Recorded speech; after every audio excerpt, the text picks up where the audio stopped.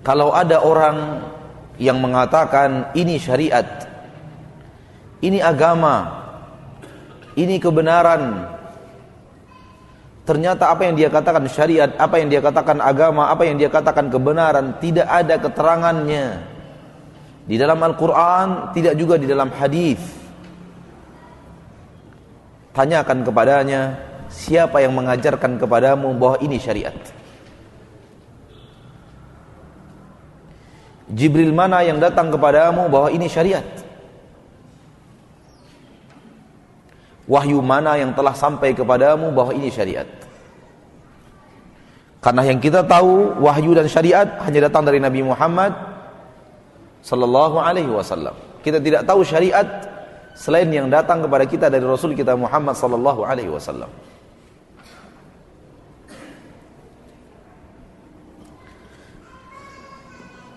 Kalaulah boleh agama Islam dibuatkan lagi sesuatu yang baru, dibuatkan lagi cara yang baru, dibuatkan lagi sistem yang baru, apa artinya firman Allah di dalam surah Al-Maidah itu, Al-yawma akmaltu lakum dinakum.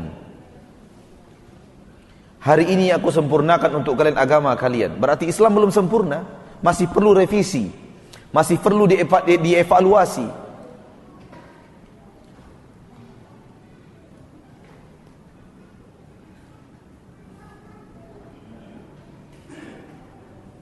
Lalu apa artinya hadis-hadis Nabi Muhammad yang sangat banyak? Hampir di setiap khutbah, hampir di setiap ceramah, Rasulullah memulainya dengan mengatakan, fa inna asdaqal hadits kitabullah, wa khairal hadi hadi Muhammadin sallallahu alaihi wasallam, wa syarrul umuri muhdatsatuha, fa inna kulla muhdatsatin bid'ah, wa kulla bid'atin dhalalah. Sebaik-baik bacaan adalah kitabullah, sebaik-baik petunjuk Muhammad Rasulullah, seburuk-buruk perkara bid'ah yang baru, setiap yang baru bid'ah, setiap yang bid'ah itu sesat. Apa artinya hadis yang sangat banyak? Wa iyyakum wa muhdatsatil umur, man amila amalan laysa alaihi amruna fahuwa raddun. Apa artinya hadis ini kalau bid'ah masih boleh untuk umat Islam? Sesuatu yang dilarang, sesuatu yang dikatakan buruk, sesuatu yang dikatakan sesat, boleh? Apa artinya hadis Nabi? Apa artinya larangan Nabi kita Muhammad sallallahu alaihi wasallam? Apakah Nabi melarang kita untuk hal yang boleh dikerjakan? La ilaha illallah. Malakum kaifa tahkumun? Wahai kalian, bagaimana kalian membuat keputusan?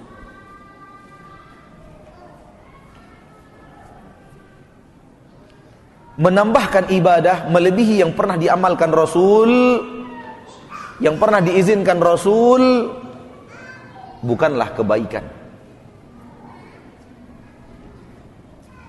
tetapi kesalahan dan kesesatan. Apa dalilnya? Riwayat Imam Bukhari dan Muslim. 3 orang datang bertanya kepada istri Nabi tentang ibadah Nabi Muhammad. Ka'annahum taqalluha. Mereka merasa ibadah Nabi Muhammad kok sedikit. Mereka mengatakan, ya wajar saja karena Nabi Muhammad itu telah diampunkan oleh Allah dosanya yang terdahulu dan yang akan datang. Wajar kalau sedikit. Maka yang pertama berkata, amma ana fa aqumul laila wala arqud. Saya bertekad untuk setiap malam salat sepanjang malam tanpa tidur. Kalau Nabi Muhammad seperti yang terakhir, saya seluruh malam. Waduh, jauh lebih hebat dari Nabi Muhammad secara jumlah. Yang kedua berkata, amma ana fa asumun nahara fala uftir.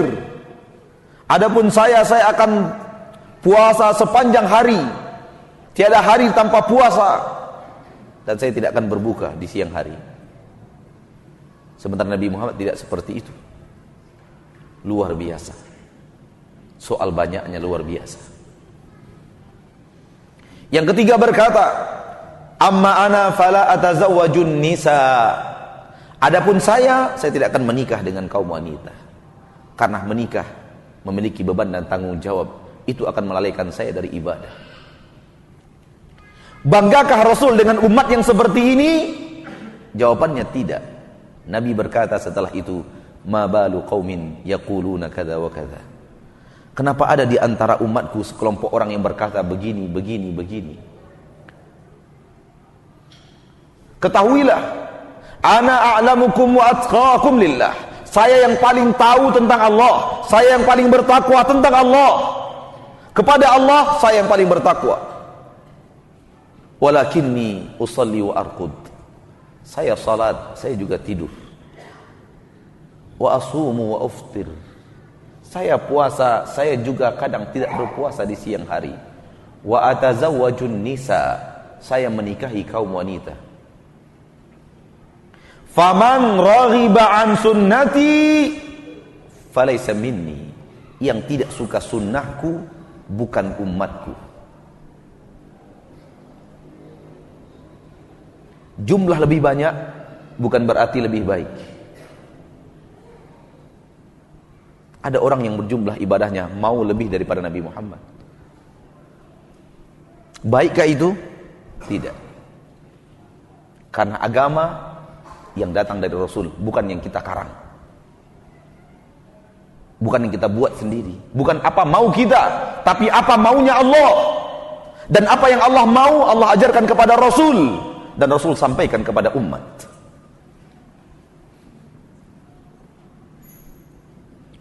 Ketika Abdullah bin Amr bin As minta izin untuk mengkhatamkan Al-Quran sekali satu hari, setiap hari satu kali, tidak diizinkan Nabi.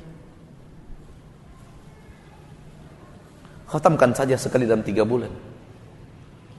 Abdullah bin Amr berkata, ana atiku aktsara min dzalik. Wahai Rasul, kenapa harus 1 kali 3 bulan? Saya bisa lebih daripada itu. Khatamkan dalam 1 bulan. Wahai Rasul, kenapa harus 1 kali dalam 1 bulan? Saya lebih daripada itu. Khatamkan sekali dalam 10 hari. Wahai Rasul, kenapa 1 kali dalam 10 hari? Saya mampu lebih daripada itu. Kata Rasul, khatamkan sekali dalam 3 hari. Tidak ada yang lebih daripada itu. Tidak ada yang lebih daripada itu. 1 kali 3 hari. Dalam 3 hari 1 kali khatam. 3 hari 1 kali khatam. Tidak ada yang lebih daripada itu. Subhanallah. Kan lebih banyak, lebih baik. Kalau bisa dalam 1 hari 3 kali khatam, kenapa tidak? Itu pikiran Anda, bukan syariat. Dengarkan ketika Nabi berbicara tentang Khawarij. Kalian wahai para sahabat, tahqiruna salatakum bi salatihim wa siyamakum bi siyamihim wa qur'anakum bi qur'anihim. Ibadah salat kalian anggap kecil kalau kalian melihat ibadah salatnya orang Khawarij. Puasa kalian anggap kecil kalau sudah melihat puasanya orang Khawarij. Membaca Al-Quran kalian enggak seberapa kalau kalian melihat membaca Qurannya orang Khawarij. Dalam riwayat lain, salatukum indahum laisa bi syai'. Salat kalian dibanding salat mereka enggak ada apa-apanya. Puasa kalian dibanding puasa mereka tidak ada apa-apanya. Quran kalian dibanding Quran mereka tidak apa-apanya. Apakah artinya Khawarij lebih baik dari sahabat? Tidak. Yamruquna minad din muruqas sahmi minar ramiyah. Mereka keluar dari agama. Padahal sholatnya lebih banyak daripada sholat para sahabat. Puasanya lebih banyak daripada puasa para sahabat. Baca Qurannya lebih lancar, lebih banyak, lebih giat daripada membaca Al-Qurannya para sahabat. Kenapa yamruqu minad din? Kenapa keluar dari agama? Karena tidak mengikuti agama. Karena tidak mengikuti syariat.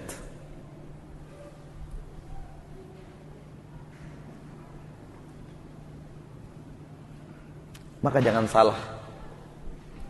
Agama ini mengikuti dalil, bukan mengikuti hawa nafsu. Berkata Imam Ibn Qayyim al-Jauziyah di dalam kitab Ighathatul Lahafan fi Masayidis Syaitan, juz yang kedua, ketika beliau berbicara tentang syubhat, kata beliau, dan inilah agama yang benar. Silakan lihat dalam kitab Ighathatul Lahafan juz yang kedua, ketika beliau bicara tentang syubhat. Dan kalau saya tidak khilaf, tidak salah, kitab Ighatsatul Lahfan telah ada diterjemahkan dalam bahasa Indonesia dengan judul Manajemen Qalbu, Ibnu Qayyim Al-Jauziyah. Lihat di sana bab asyubuhat, syubhat dan syahwat, fitnah syubhat dan fitnah syahwat. Beliau berkata, dengarkan. Dan ini agama yang benar. Ini pemahaman yang benar. Kata beliau, jadikan Rasul teladanmu dalam seluruh urusan agama, mulai yang terkecil sampai yang terbesar. Jangan ikuti beliau sebahagian sementara sebahagian lain tidak.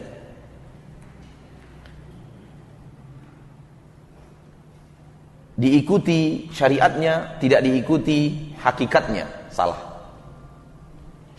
Diikuti zahirnya, tidak diikuti batinnya, salah. Diikuti amalannya, tidak diikuti akidahnya, salah. Tapi jadikan dia orang yang kamu ikuti dari hal yang terkecil sampai hal yang terbesar. Apabila Anda bertemu sebuah pendapat itu sesuai dengan apa yang dikatakan Rasulmu, terima. Bukan karena siapa yang berbicara, tapi karena dia sesuai dengan syariat nabimu. Dan apabila ada sebuah perkataan yang menyelisihi syariat nabimu, tolak. Bukan karena orang yang berbicara, tapi karena pembicaraan dia tidak sesuai dengan syariat nabimu. Karena sesungguhnya al-huda dairun fi aqwalihi wa af'alihi, fama kharaja anha fahuwa dhalal. Hidayah, wahai yang menginginkan hidayah, wahai yang mendambakan hidayah itu ada di dalam perkataan Rasul dan perbuatan beliau. Apapun yang keluar dari itu, dari perbuatan Rasul dan perkataan beliau, semuanya sesat. Ini bukan perkataan saya, perkataan ulama abad ke-8 Hijriyah, Ibnu Qayyim Al-Jauziyah, murid Syekhul Islam Ibnu Taimiyah.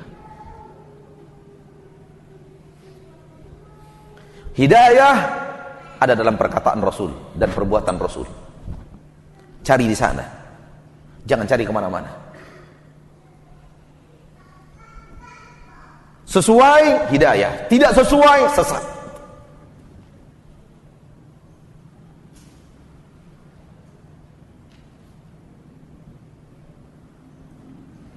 Terakhir, dan sebenarnya bukan yang terakhir,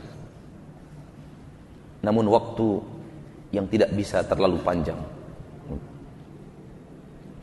disebabkan ada keterbatasan dan ada kelelahan. Hai kaum muslimin, saudaraku saudariku, apakah Anda tidak sadar bahwa di akhirat kelak Anda akan bertemu dengan Rasulullah sallallahu alaihi wasallam di padang mahsyar, di masa perhitungan, di masa berhisab, ada Nabi Muhammad di sana. Sebagai apa Nabi Muhammad itu? Sebagai saksi akan benar dan salahnya apa yang Anda lakukan.